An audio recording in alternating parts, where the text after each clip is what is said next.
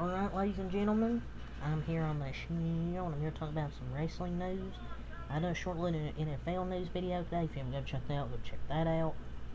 But let's talk about some WWE, AEW news. Let's get to it here. So, the first thing we're talking about, per Fightful Select here, is Vince McMahon. About part of he's been part of creative for months.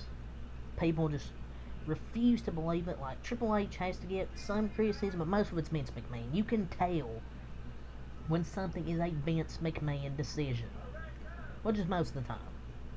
But according to Fightful here, Vince McMahon, before his spinal surgery, was, quote, heavily involved in the final say aspects of WWE creative prior to having his spinal surgery, per Fightful Select.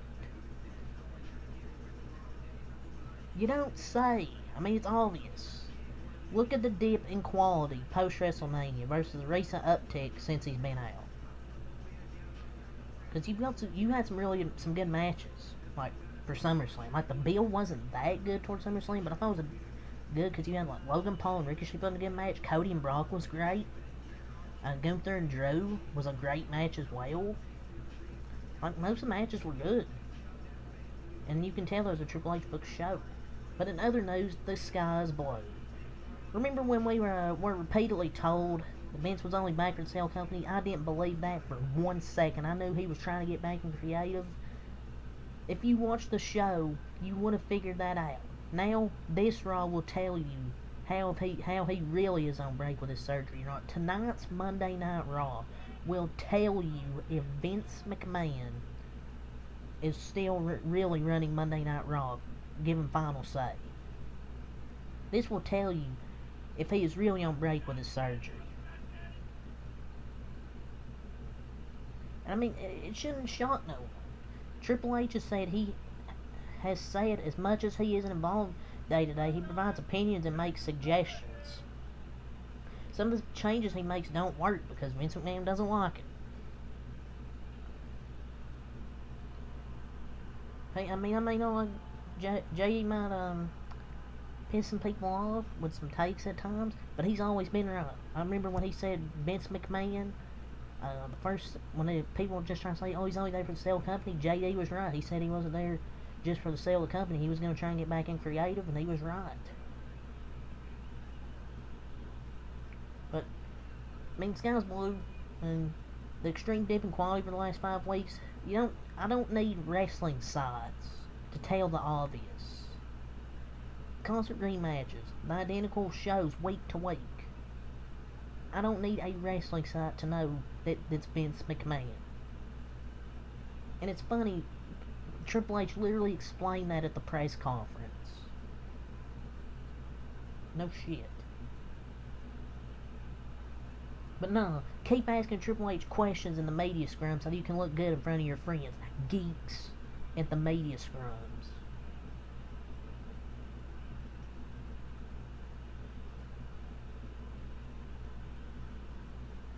And he tried to say in the media scrum, like, oh, he has no involvement day to day to be creative.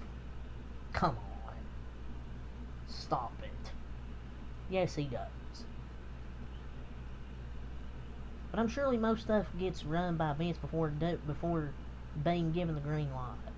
So, but whatever. It's first thing I wanted to talk about. The next thing I want to talk about is Sheamus. So we talked about Roman Reigns. And this is a pretty interesting comment here from Sheamus. Remember a few days ago he talked about how he wasn't happy after Clash of the Castle where the Brawling Brutes had momentum now, or Sheamus had momentum, now it's just gone. And he talked about Roman Reigns, and he said, quote, yeah, I mean, he has the luxury of wrestling, 5 times a year? You know what I mean? That makes a big star, let's be honest. People, before he went away with COVID, people didn't give a shit about him. He was the big baby face who was wrestling Goldberg, and nobody really cared. And he actually said this.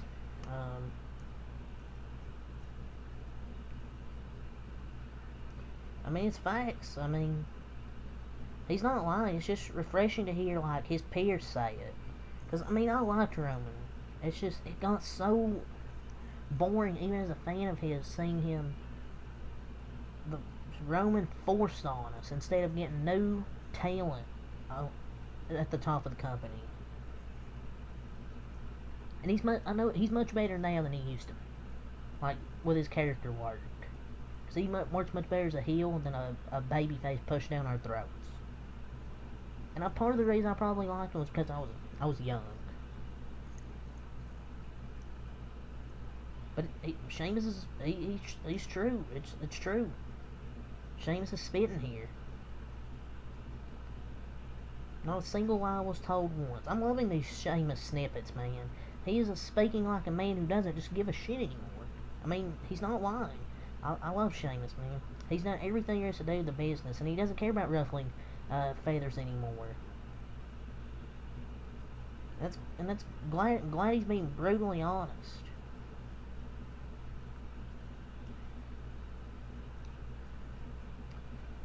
You'd think with a wrestler with 10 plus years in the company like Sheamus gets some pull in the company. But tell me when Sheamus is telling lies. About the two comments he said, one where he lost all his momentum after Clash of the Castle because WWE didn't know what to do, and good comments here about Sheamus, about Roman Reigns, where he wasn't lying.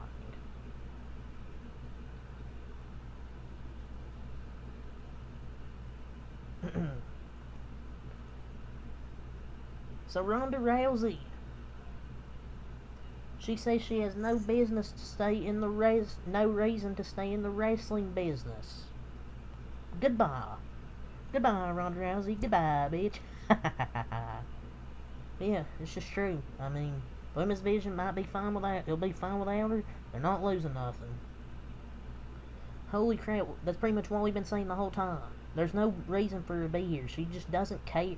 Like her first run, she started out strong, but then she just clearly didn't care. She just didn't care. With the minuscule amount of effort she put in her matches, promos, and everything else she did, you could easily tell she had zero interest in wrestling at that point. Her final match equally matches her entire second run, a dumpster fire. She sucks. It's a good move. She can't cut a promo, can't tell a story, can't wrestle, unlikable. So, good to see. Just good to see. Good to see she's gone. And my favorite Ronda Rousey moment is when she said she's done wrestling. Or is when she passed out to Shayna Baszler at SummerSlam. That was my favorite moment.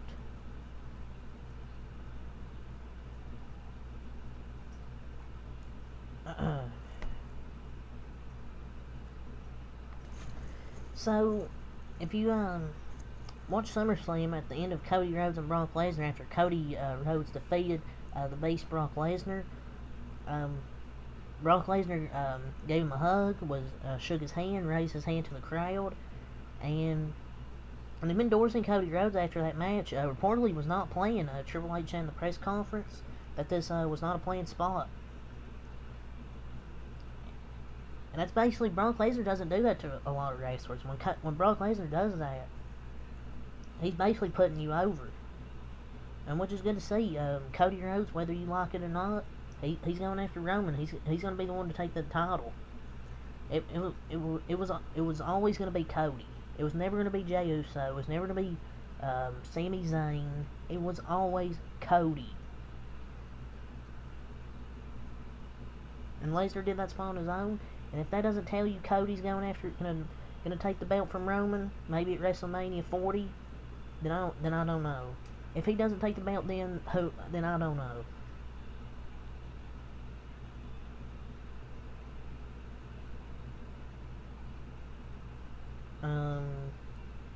So there were some creative issues between WWE and Ronda Rousey and Shayna Baszler over the SummerSlam match. I don't know if there was creative issues. Take this with a grain of salt. It was from Dave Meltzer. I think it's just him kind of trying to speculate stuff for no reason. I don't think there were creative issues. I think it's just the fans were just frustrated with how the match went, how disappointing it was. Instead of having a fight pit, they done the stupid MMA rules match in WWE. If you're an MMA fan, you're probably cringing watching that. It's literally a fake fight. It's literally like a fake MMA fight. Like, come on, nobody wants to watch that shit.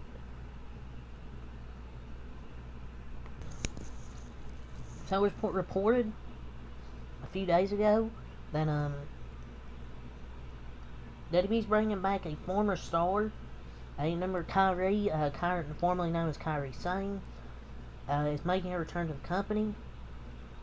Remember when she signed with WWE in 2017, where she started in NXT, eventually won the NXT Women's title in 2019.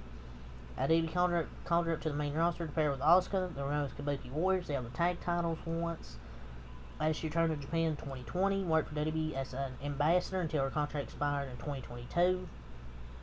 At NJPW's X-Stardom Historic X-Over event, she became the first ever IWGP champion when she defeated Mayu Iwatani.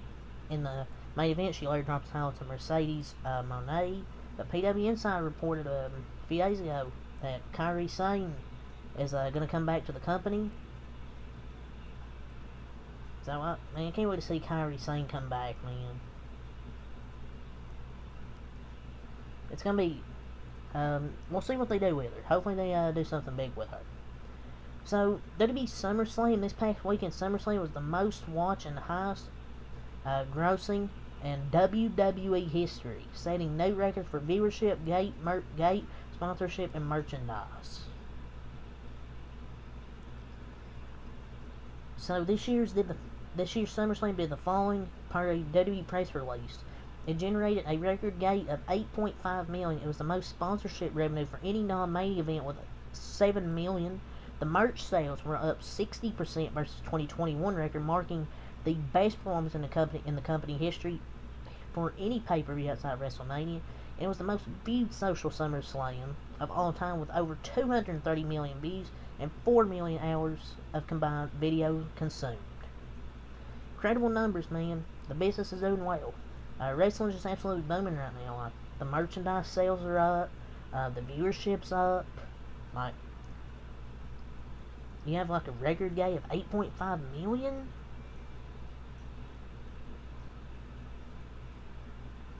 Man, Triple H is doing great things. Per PW Insider, Nick Aldis is in Minneapolis tonight, ahead of tonight's Raw. He's being brought in for a potential producer role. Man, I hope at age 36, WWE does more with him than a backstage producer role. His in-ring work is still top flight. I think he deserves a run with the big boys in the WWE. Like Nick Aldis and his work dating back to the British invasion, you remember in TNA. They should do maybe an on-screen manager role at least, like Kurt Angle or Mick Foley when they had those two on the on Raw.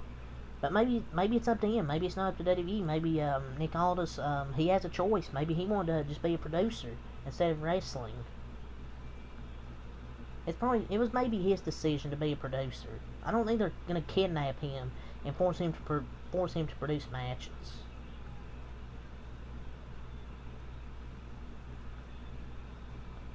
We have some commentary team changes for Raw and SmackDown. Wade Barrett and Michael Cole will be the new WWE Raw announce team, and on SmackDown we'll also have Michael Cole, Kevin Patrick, and Corey Graves. I love the WWE Raw announce team change because you get two fantastic commentators on Monday Night Raw for 3 hours that you'll genuinely love to listen to. Michael Cole's really good when Vince McMahon's not screaming in his ear, and you've heard it for months on commentary. Wade Barrett's awesome.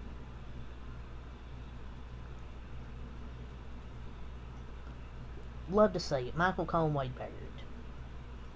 Love to see it.